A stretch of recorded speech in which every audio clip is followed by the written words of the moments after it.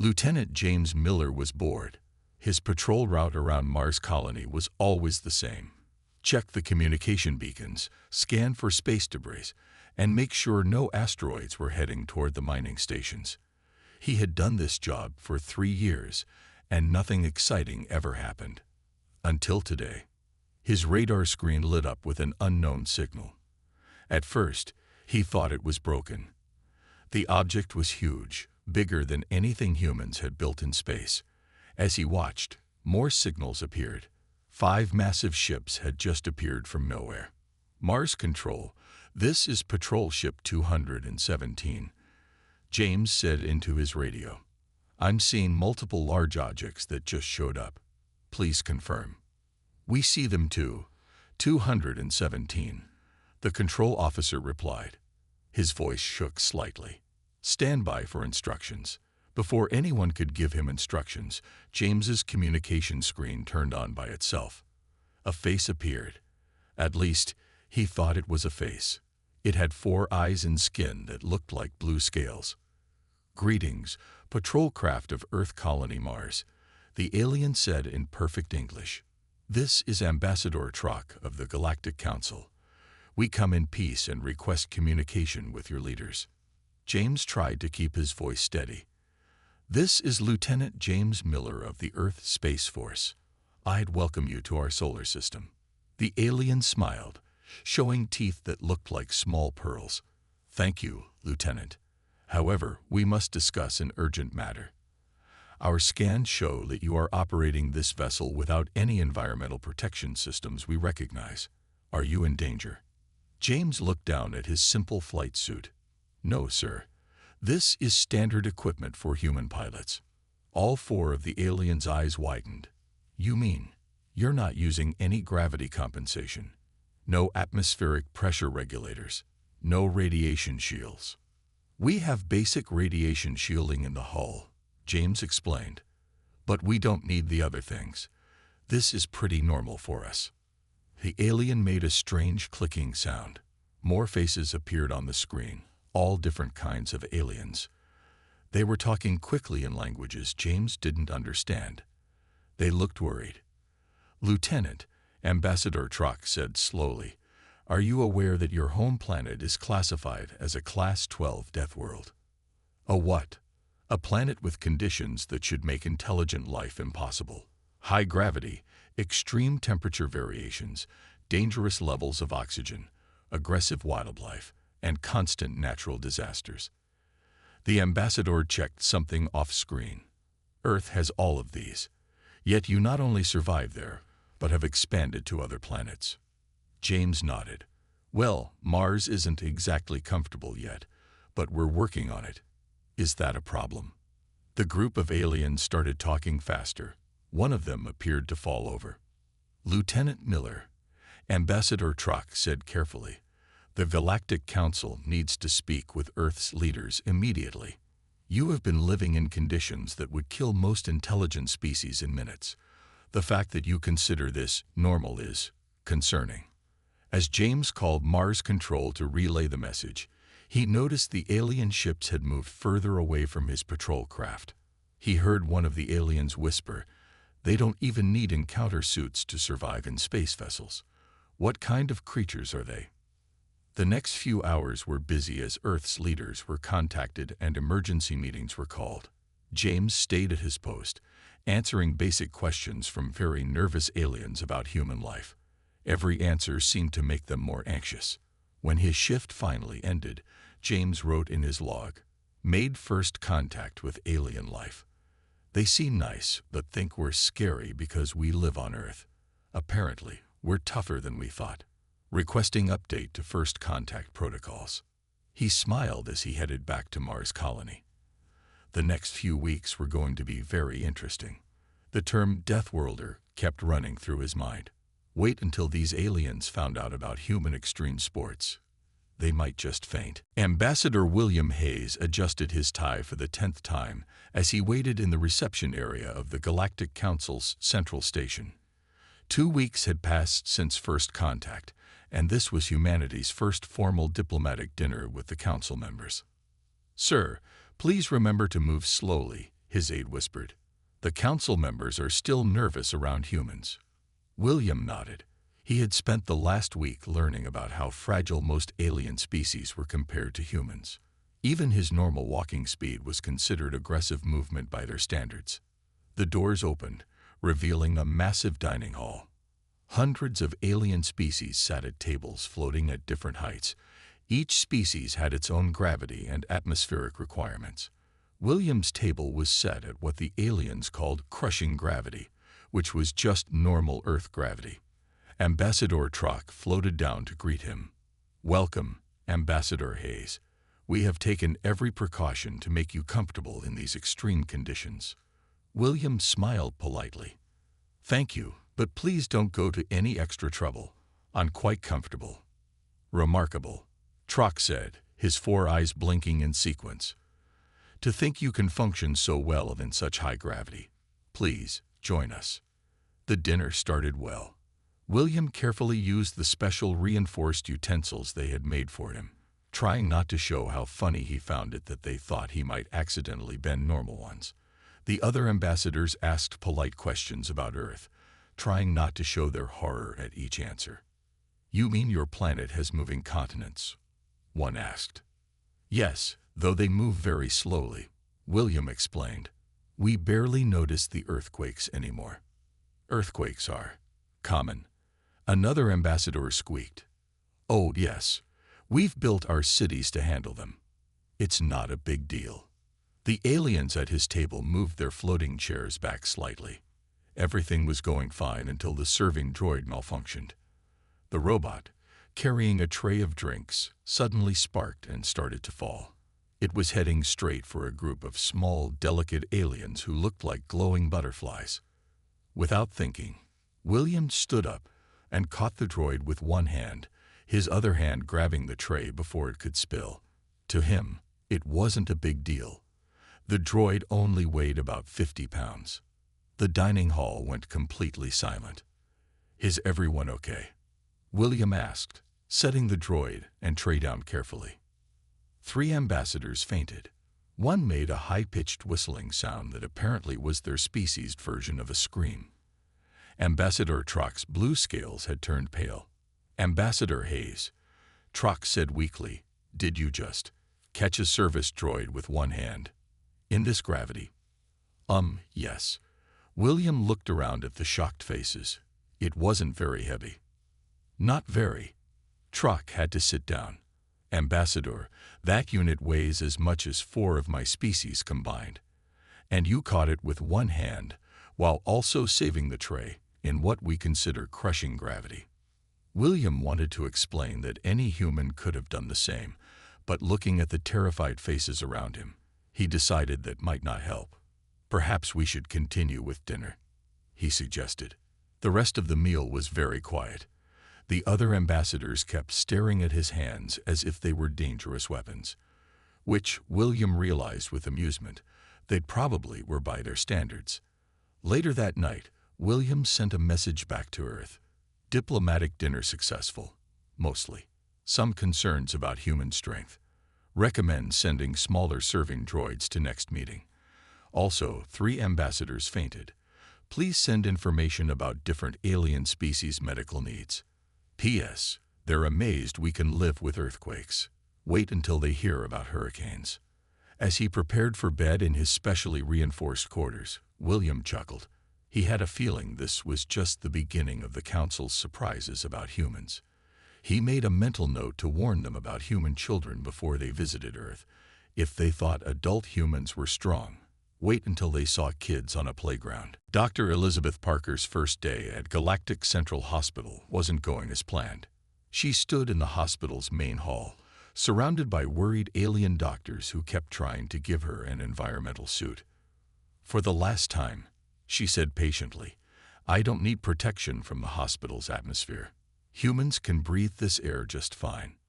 "But the pressure," said Dr. Meal, a doctor who looked like a tall praying mantis.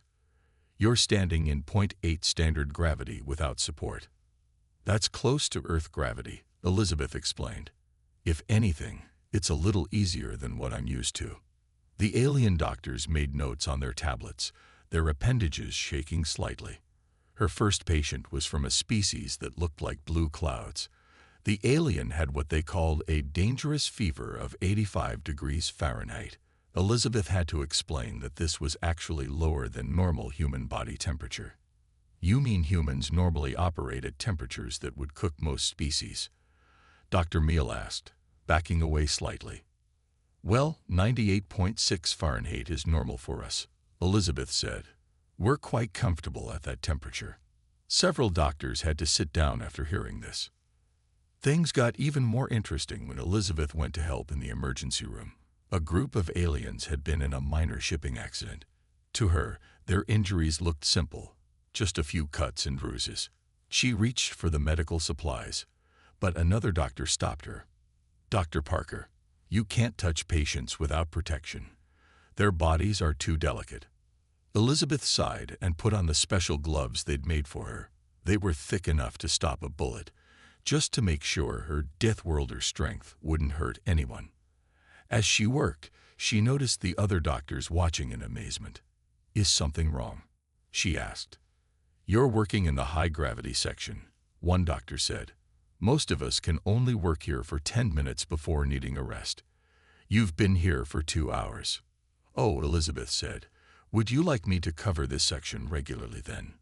The alien doctors quickly agreed. They were impressed by her stamina, even though Elizabeth thought it was just a normal day's work.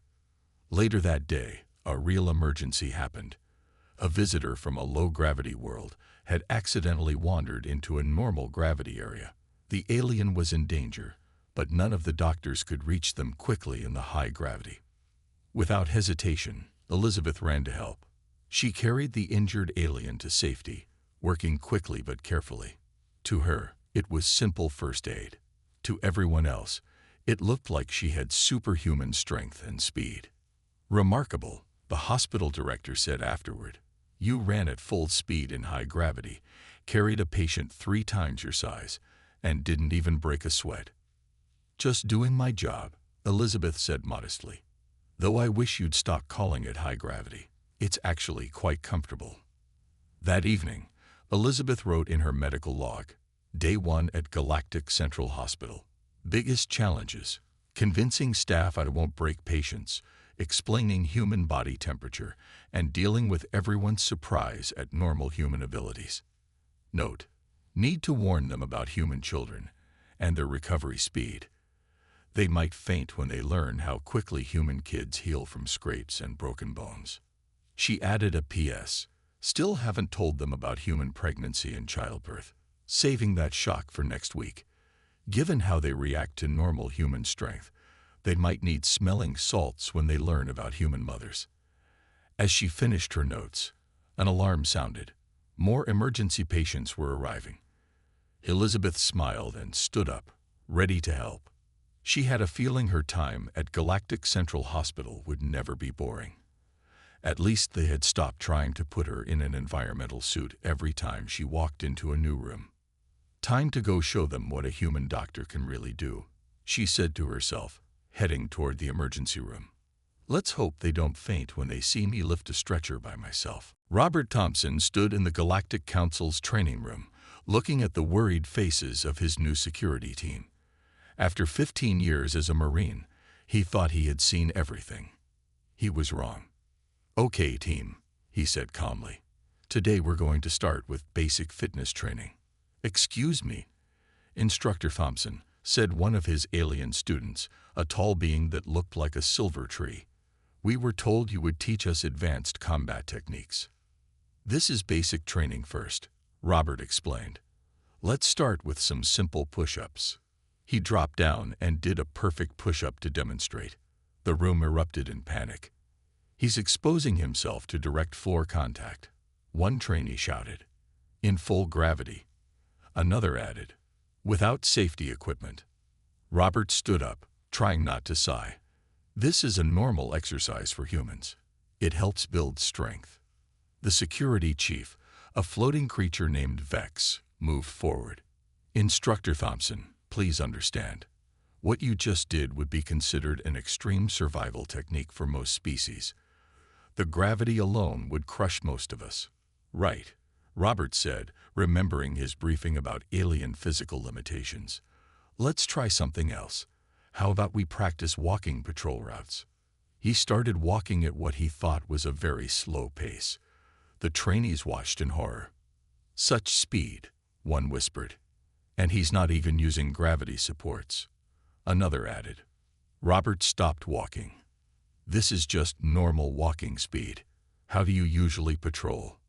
The trainees demonstrated their normal patrol, what looked to Robert like extremely slow floating or gliding movements. He realized this would take some adjustment. Later that day, during break time, Robert accidentally made things worse. He was drinking his coffee when an alarm went off. Without thinking, he put his cup down and sprinted to the source of the alarm. It turned out to be a false alarm, but his quick response caused another panic. He moved faster than our emergency response vehicles, the security chief said, while carrying his own body weight, another guard added, in high gravity, and he wasn't even breathing hard afterward. Robert tried to explain that any human could run like that, but this only caused more concern. The security chief called an emergency meeting. Instructor Thompson, the chief said seriously, we need to discuss your capabilities. In the past 4 hours, you have demonstrated what we would consider superhuman strength, speed, and endurance. Are all humans like this? Pretty much, Robert replied honestly. In fact, I'm not even particularly athletic by human standards. You should see our Olympic athletes. There was a long silence. There are humans stronger than you, the chief asked weakly. Oh yeah, lots of them. This is just basic fitness for us. The security chief had to take a moment to process this. We need to update our protocols. Having a human on the security team changes everything. You can catch running suspects, lift heavy objects, operate in high gravity, and move at extraordinary speeds. Robert thought about mentioning that humans could also swim, climb, and jump quite well, but looking at the already overwhelmed faces around him, he decided to save those surprises for another day. That evening, he wrote in his report, Day 1 of training. Basic exercises had to be modified due to species differences. Trainees showed extreme concern over normal human capabilities. Need to create new training program that doesn't terrify the students. Note, haven't told them about human martial arts yet. Might wait a few weeks for that. Don't want to cause any more fainting episodes. He added a final note. P.S. Chief asked about human children's physical capabilities. Decided not to mention playground activities yet. The idea of young humans climbing trees and playing contact sports might be too much for them right now. Jessica Anderson walked into the Galactic Games Stadium, trying not to laugh at the warning signs posted everywhere. Caution, human athlete present. After winning 3 Olympic medals in track and field on Earth, she thought competing in the Galactic Games would be fun. She had no idea it would cause such a stir. Miss Anderson, the game's official said, hovering nervously nearby. We need to discuss your registration forms. Is there a problem? She asked. You listed running as your sport, the official said, but you didn't request any gravity assistance or speed reduction equipment. I don't need any, Jessica explained. I just run normally. The official's 6 eyes all blinked at once. You mean, you intend to run using only your natural abilities? In standard gravity? Yes, that's how humans run, Jessica said. Is that going to be a problem? It was, in fact, a huge problem. The Games Committee called an emergency meeting. Jessica sat through 2 hours of worried discussion about Deathworlder advantages and safety concerns. Finally, they let her participate in a test run. The stadium was packed. Word had spread that a human was going to run without any technological help. Jessica took her place at the starting line. The other competitors floated nearby in their gravity reduction suits, looking worried. The starting signal sounded. She ran.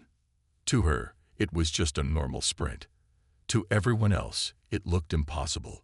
She finished the race before most competitors were halfway done. Extraordinary. the announcer shouted. The human athlete is moving under her own power, without assistance, in full gravity. The crowd went wild. 3 sports scientists fainted. Someone started crying.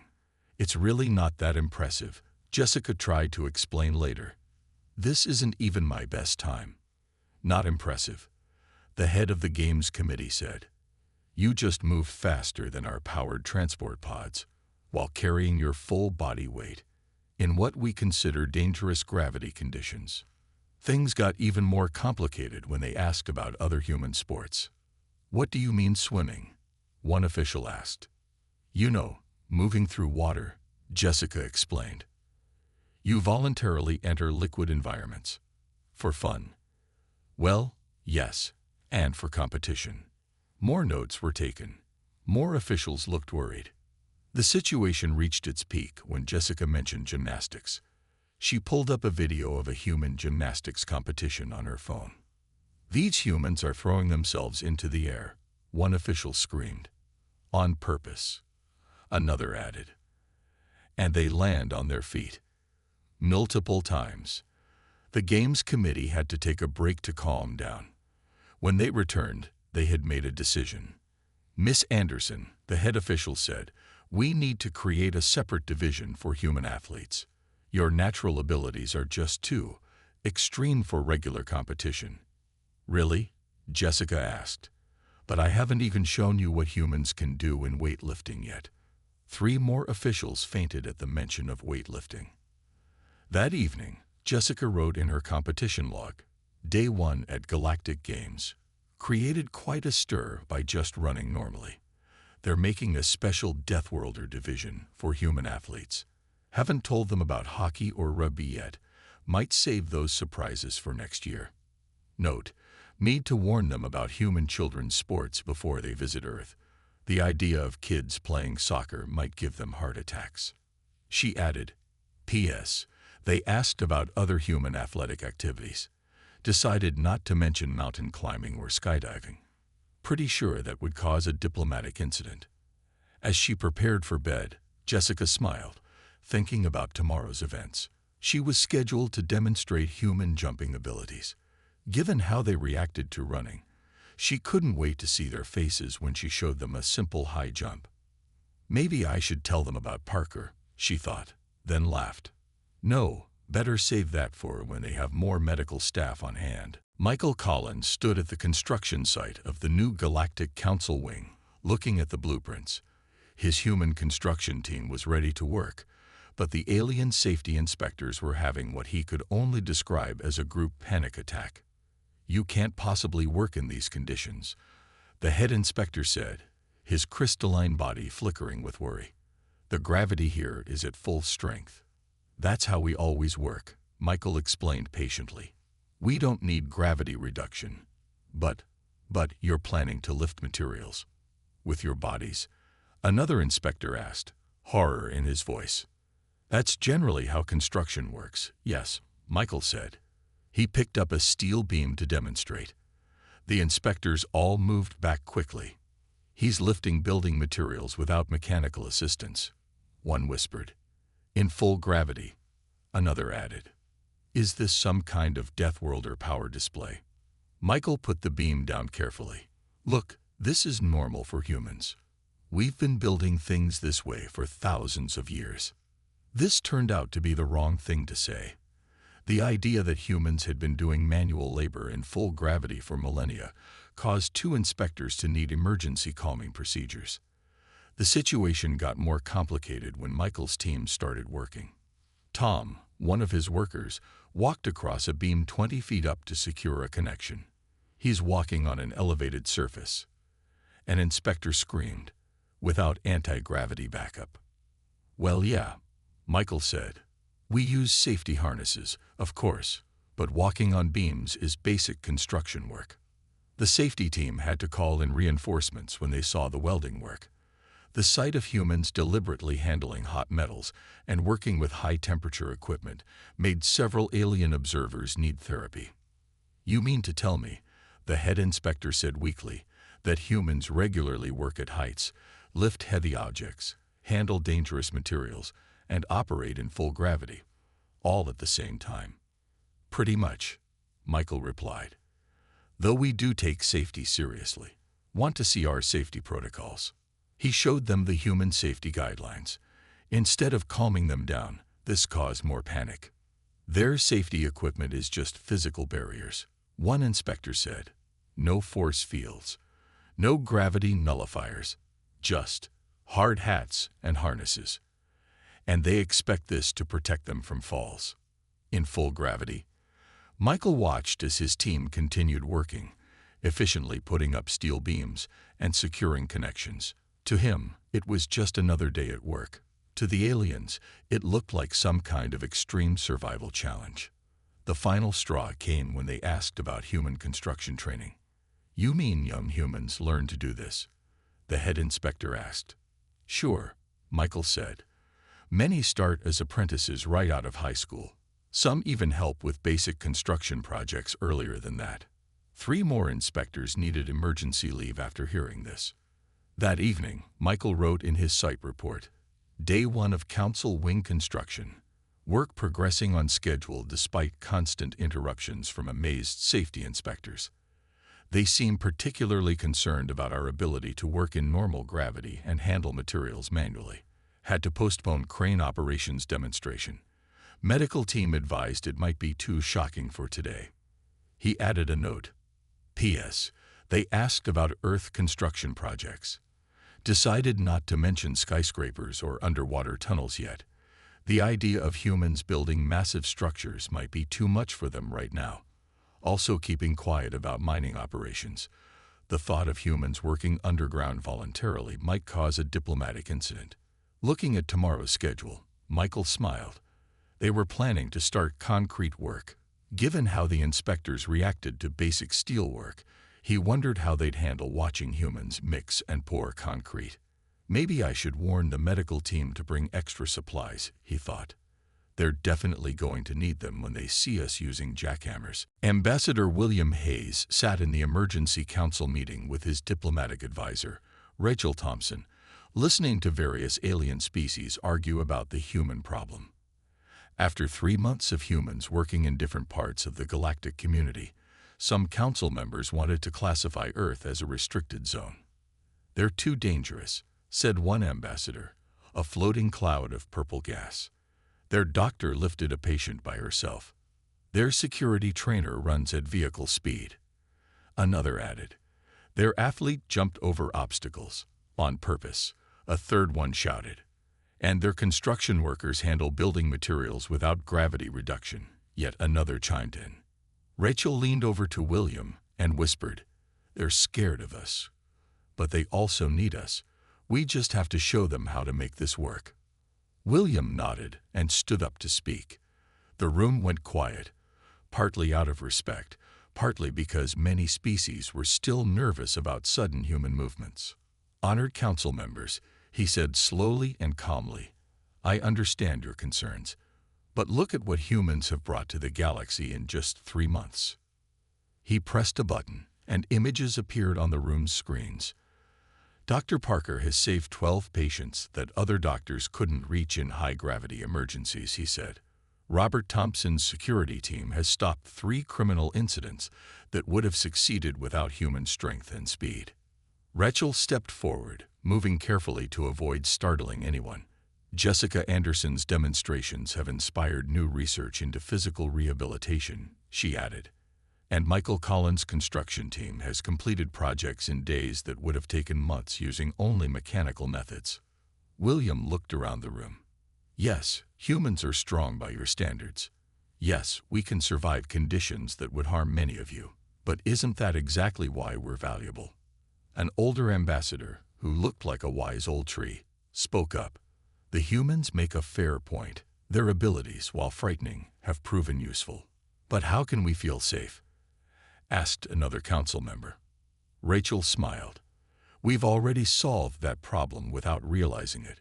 Look at how we've adapted over the past 3 months. She showed more images. Dr. Parker wearing special gloves to handle delicate patients, Robert Thompson teaching modified exercise routines, Jessica Anderson competing in special events, and Michael Collins' team using marked safety zones. Humans can control their strength, William explained. We've already created safety protocols that work. We don't need to be feared. We need to be understood. The council members talked among themselves. Finally, Ambassador Trock spoke up. Perhaps, he said thoughtfully, we've been looking at this wrong. Instead of seeing humans as a danger, we should see them as protectors. Their very abilities that frighten us make them perfect for handling dangerous situations that we cannot. More council members began nodding. One by one, they started sharing stories of how humans had helped them. A small alien talked about how Robert Thompson had saved him from being crushed in a crowd. Another mentioned how Dr. Parker had reached a crashed ship when no one else could. By the end of the day, the council had made a historic decision. Instead of restricting Earth, they created a new classification, emergency response species. Humans would be specially trained to help in situations too dangerous for other species. That evening, William and Rachel wrote in their diplomatic log, Day 90 of human integration. Major breakthrough achieved.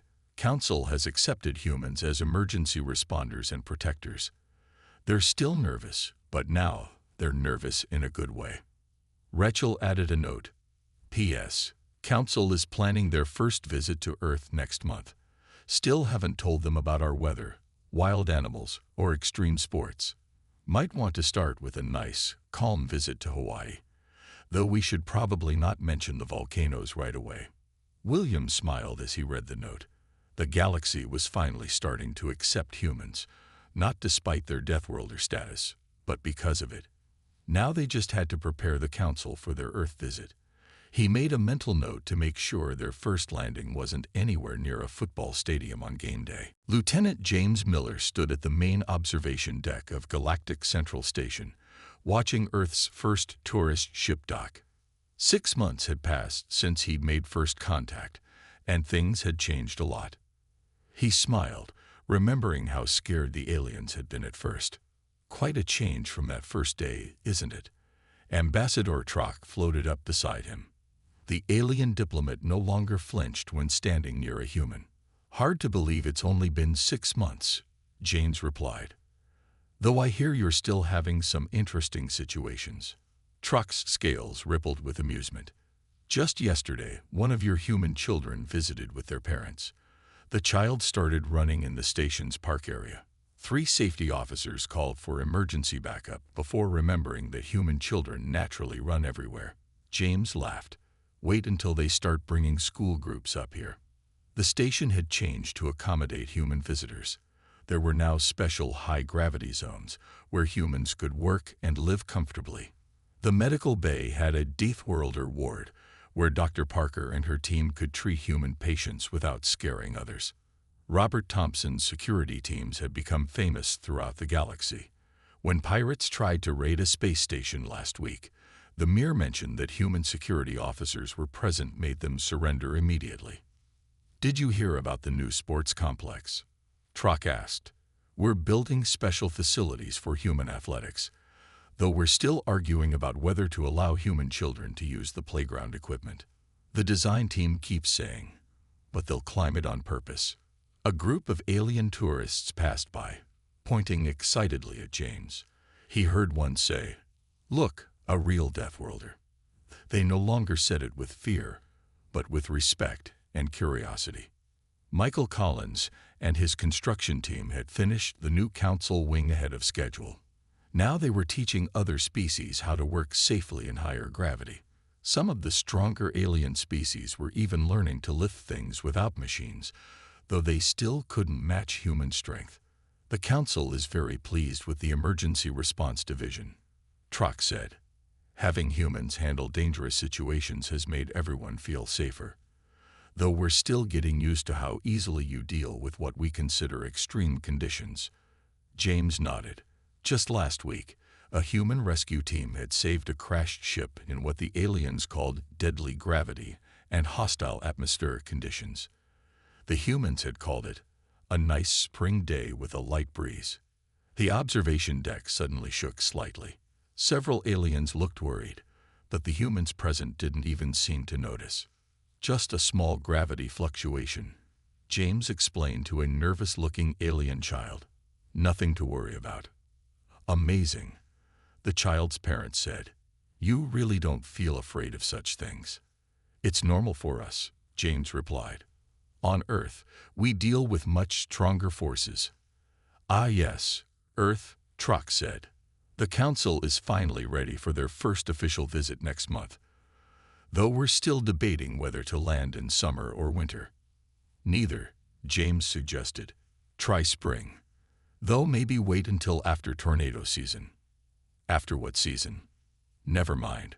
We'll talk about Earth weather another time. That evening, James wrote in his log, 6 months since first contact. Humans now fully integrated into galactic society. Aliens still surprised by our abilities, but now they see them as helpful rather than scary. Though they did have to make a new rule today. No human parkour in the station corridors. He added, P.S. Council members still nervous about visiting Earth. Decided not to tell them about our oceans yet. The idea of large bodies of water covering most of our planet might be too much for their first visit. We'll save that surprise for later, along with the concepts of surfing and deep-sea diving. Looking out at the stars, James felt proud. Humans had gone from being the galaxy's biggest headache to its most valued protectors. Sure, they still scared people sometimes, but now it was in a good way. Who would have thought, he murmured, that being from a death world would turn out to be our greatest strength?